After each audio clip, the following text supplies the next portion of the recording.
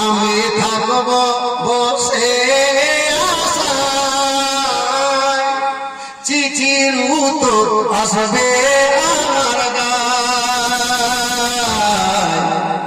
আমি থাকব বসে আশায়, চিঠির উত্তর আসবে আমার গায়।